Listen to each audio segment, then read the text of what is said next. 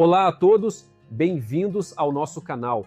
Aqui exploramos a emocionante nova era de paz no Oriente Médio e suas reverberações no cenário global. É inegável que estamos testemunhando mudanças históricas, e uma das provas mais contundentes disso foi o recente discurso do Primeiro Ministro de Israel na ONU. Para mim, este Primeiro-Ministro é o melhor que Israel já teve em todos os tempos. Assista aqui a seguir o seu impactante discurso e fique até o final para entender, pelas palavras do próprio Primeiro-Ministro, o que realmente está acontecendo no Oriente Médio. Enquanto muitos olham para os acontecimentos atuais com ceticismo, escolho abraçar a esperança e acreditar que uma nova era promissora já está em nosso horizonte. Vamos juntos celebrar este momento marcante para o Oriente Médio e para o mundo. Ladies and gentlemen, over 3 millennia ago, our great leader Moses addressed the people of Israel as they were about to enter the Promised Land. He said they would find there two mountains facing one another.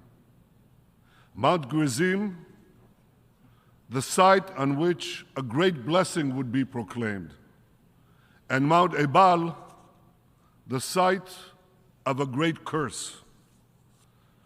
Moses said that the people's fate would be determined by the choice they made between the blessing and the curse.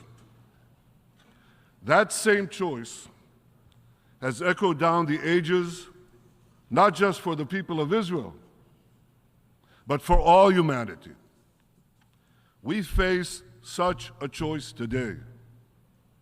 It will determine whether we enjoy the blessings of a historic peace, of boundless prosperity and hope, or suffer the curse of a horrific war, of terrorism and despair. When I last spoke at this podium 5 years ago, I warned about the tyrants of Tehran. They've been nothing but a curse to their own people, to our region, to the entire world. But at that time, I also spoke about a great blessing that I could see on the horizon. Here's what I said, quote, "The common thread of Iran has brought Israel and many Arab states closer than ever before in a friendship that I have not seen in my lifetime." I said the day would soon arrive when Israel would be able to expand peace beyond Egypt and Jordan to other Arab neighbors, end quote. Now, in countless meetings with world leaders, I made the case that Israel and the Arab states shared many common interests, and that I believed that these many common interests could facilitate a breakthrough for a broader peace in our region. Thank you.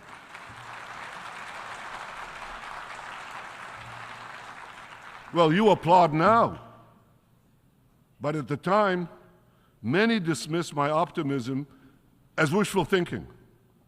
Their pessimism was based on a quarter century of good intentions and failed peacemaking. And why was this? Why were these good intentions? Why did they always meet failure?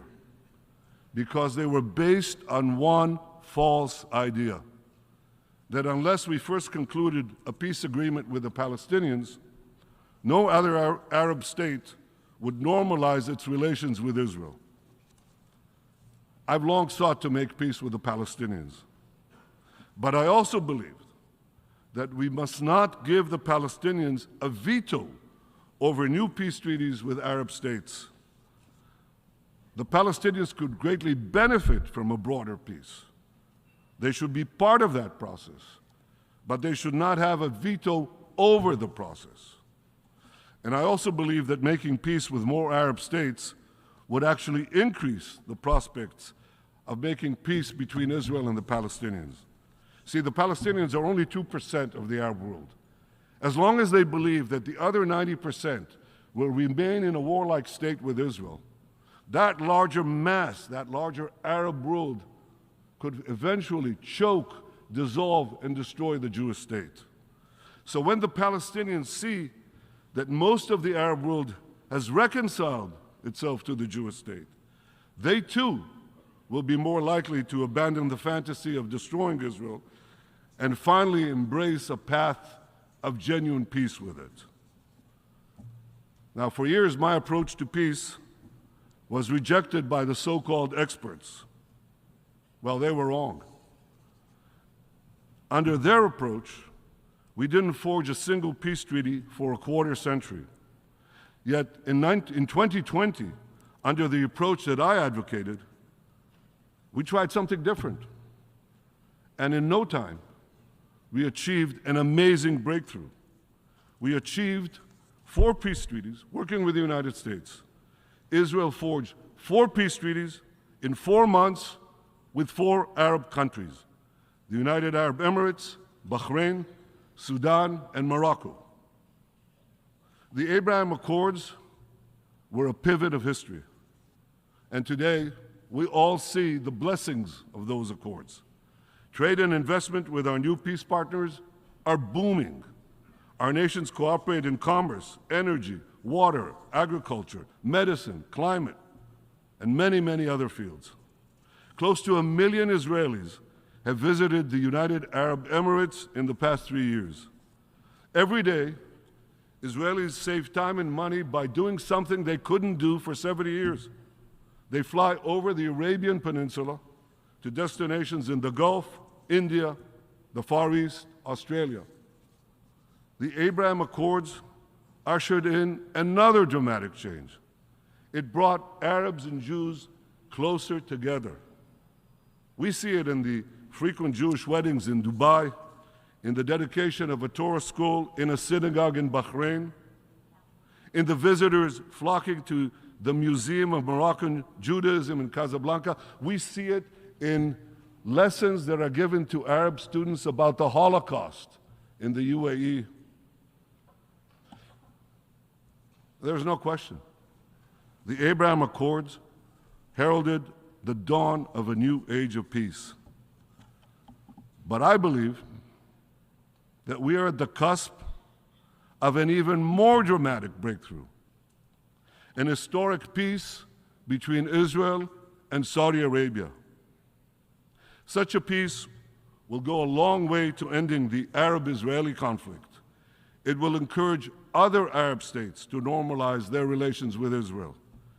It will enhance the prospects of peace with the Palestinians. It will encourage a broader reconciliation between Judaism and Islam, between Jerusalem and Mecca, between the descendants of Isaac and the descendants of Ishmael. All these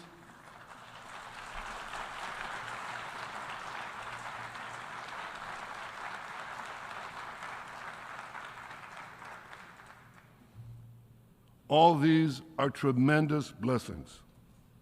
2 weeks ago, we saw another blessing already in sight. In the G20 conference, President Biden, Prime Minister Modi, and European and Arab leaders announced plans for a visionary corridor that will stretch across the Arabian Peninsula and Israel. It will connect India to Europe with maritime links, rail links, energy pipelines, fiber optic cables. This corridor will bypass maritime checkpoints, or choke points rather, and dramatically lower the cost of goods, communication, and energy for over 2 billion people. What a historic change for my country. You see, the land of Israel is situated in the crossroads between Africa, Asia, and Europe. And for centuries, my country was repeatedly invaded by empires passing through it in their campaigns of plunder and conquest elsewhere. But today, as we tear down the walls of enmity, Israel can become a bridge of peace and prosperity between these continents. Peace between Israel and Saudi Arabia will truly create a new Middle East.